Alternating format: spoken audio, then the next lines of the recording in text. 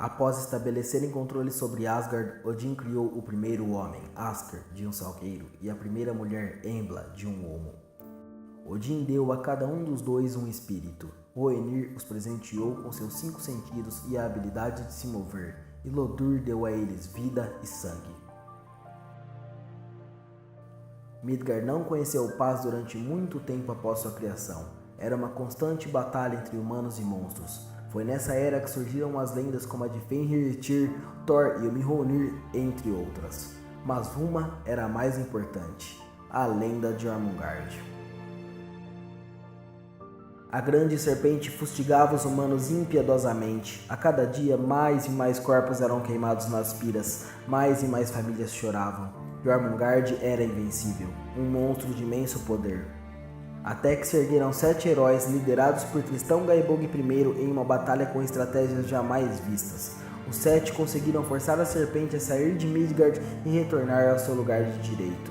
E finalmente uma trégua foi feita entre deuses, humanos e monstros.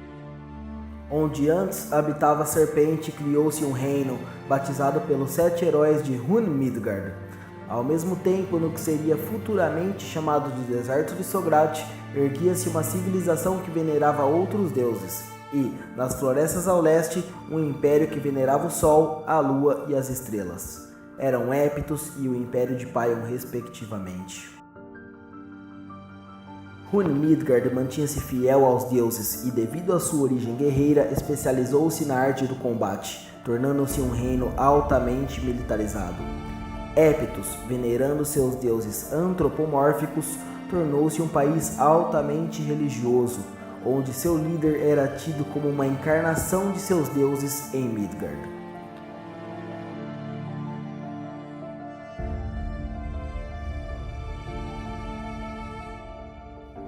E por fim, Paion era um reino assolado por monstros, tornando-se um reino guerreiro também, mas tendo como maior especialidade a luta desarmada e o uso de arco e flecha.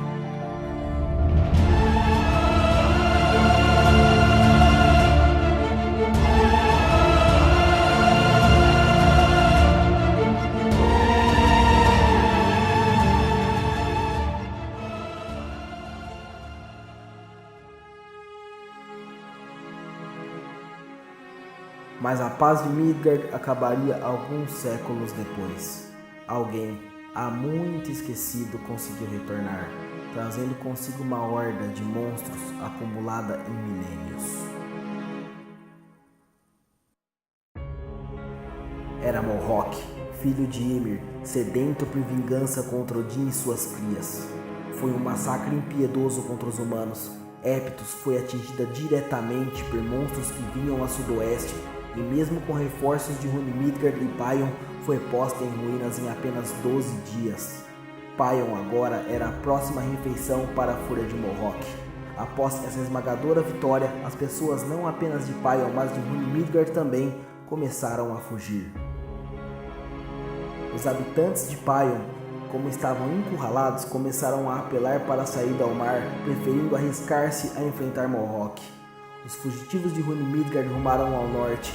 Uma parte das caravanas ficou no meio do caminho, passando a habitar o planalto de Elmes, enquanto o resto continuou avançando pelo deserto que foi descoberto ao norte.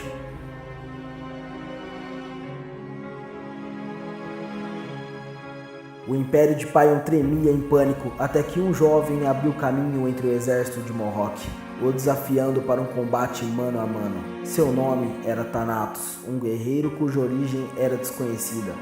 Morhok aceitou e ambos lutaram por 10 dias e 10 noites. A luta partiu o céu e tingiu o solo de vermelho.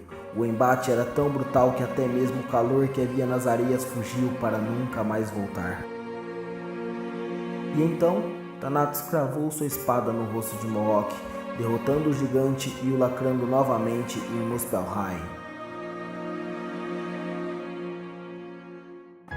Após a vitória, Thanatos ordenou que no lugar do selo fosse construído um castelo. Não demorou para que fosse completamente terminado, levando um pouco mais que 5 anos.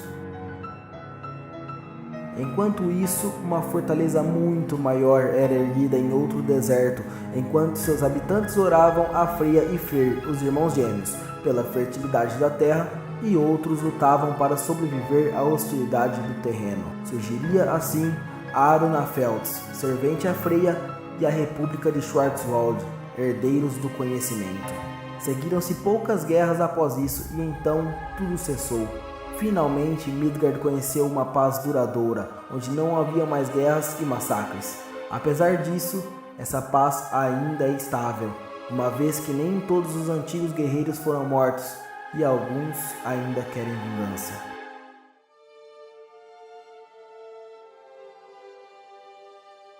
A derrota para Morrock durante o massacre de Eptos forçou Rune Midgard a reforçar ainda mais as suas fileiras devido ao medo de serem os próximos.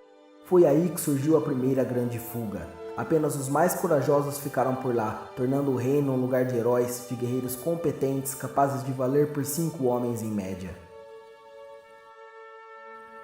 E assim surgiu a tradição pela guerra. Cada habitante de Rune Midgard era treinado em alguma arte combativa, de espadas a magia. Era raro um habitante que não fosse capaz de torcer o pescoço de um peco-peco sem muitos problemas. Rune Midgard passou de um reino com um exército para um exército com um reino. E um exército precisa de uma fortaleza, uma base. Surgiu assim a grandiosa Glastheim.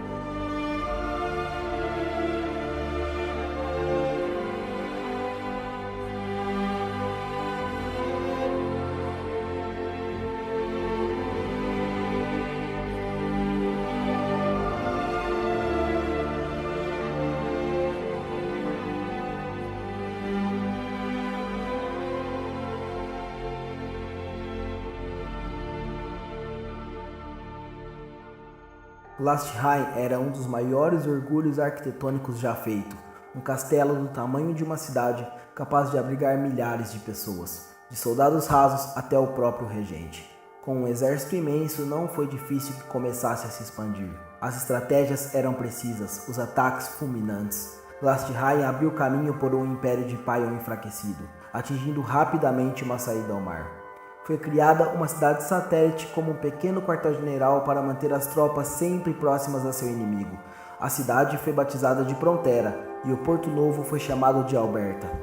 Esse porto tornou-se ponto de exploração para saciar a curiosidade dos soldados de Glastheim, porventura trazendo novidades. E tudo isso fez com que o Império de Paion, ante a grandeza de seu inimigo, se rendesse e sua capital se tornasse uma das cidades.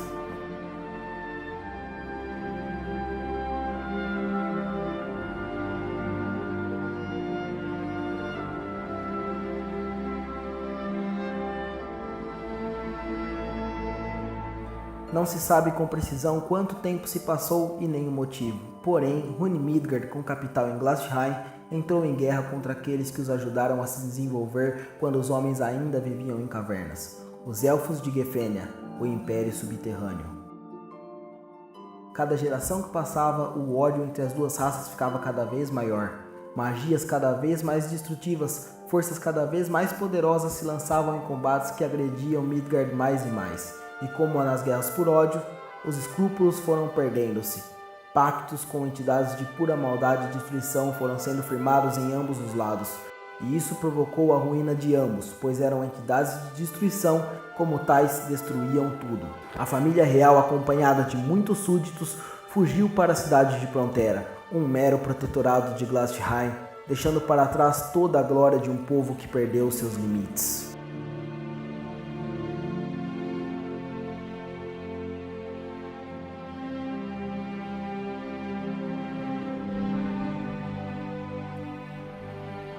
Poucos séculos depois, magos e estudiosos resolveram aproximar-se do que restou do antigo império inimigo, sedentes pelo conhecimento sobre magia que os elfos possuíam. Construíram a cidade de Geffen, nome dado em honra à antiga Gefenia, e começaram os estudos.